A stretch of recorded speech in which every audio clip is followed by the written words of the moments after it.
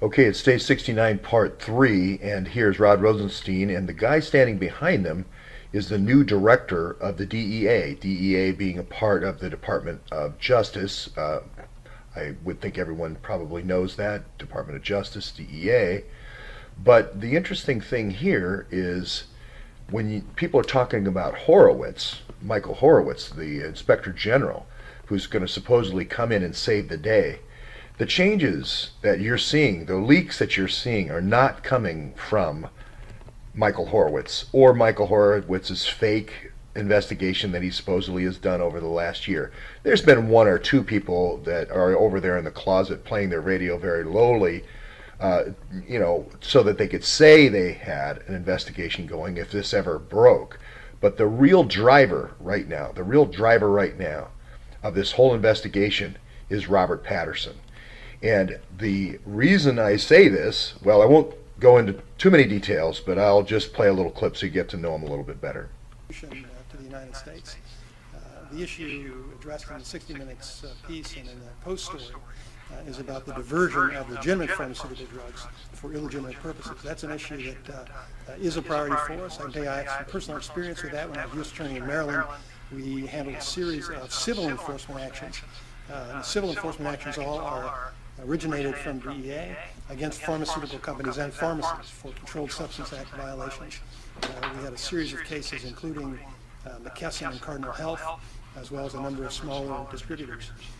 So I'm going to let Mr. Patterson, as I said, speak to that, but I can tell you that I've talked with him. He's only been in the job as acting administrator about a week or two, but he understands that this is our top priority. We're talking about the diversion of... And before he speaks, I just want to say that, oh, by the way, the company that he used, Transport Logistics, up there to ship uranium around, now I'm talking about Rod Rosenstein right now, also had a DEA license. So I wonder if he cracked down on them.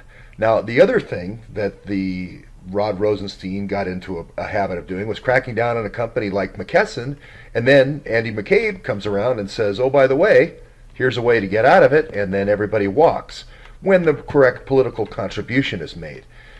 Just kind of funny how that whole good cop, bad cop has been working with Rosenstein and Andy McCabe for quite some time in DEA. And there's a guy named Orr over at Department of Justice, I think, that's been kind of a middleman on that too. But here's Robert Patterson, the guy who's actually causing this change.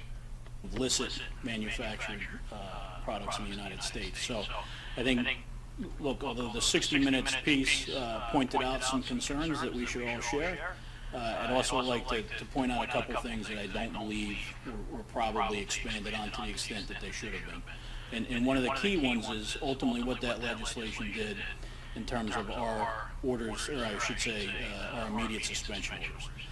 So the piece, both in the Times, I'm sorry, not in the Times, but in the Post and the 60 Minutes, discussed our use of our administrative actions against manufacturers and distributors.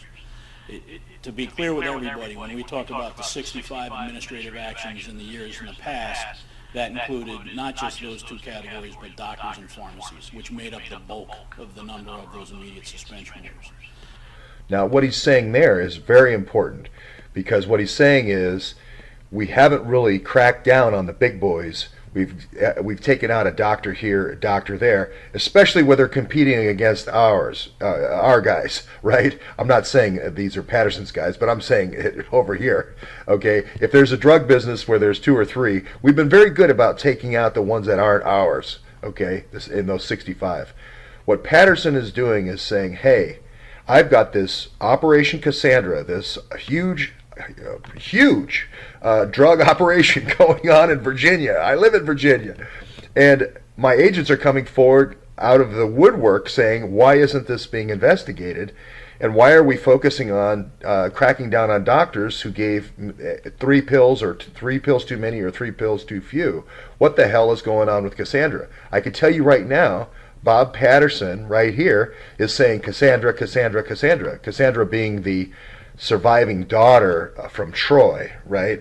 So this was going to be this, Cassandra was going to be the survivor of, if any time that Troy would ever burn, right? If the feds ever came and burned down Troy, we would still have Cassandra. We would still have our drug operation Cassandra. This is what I had said before. You go get the little guys, you go get the cashiers, and Cassandra lives on to keep our business alive. It just can't go on anymore. You went too far. You went too far.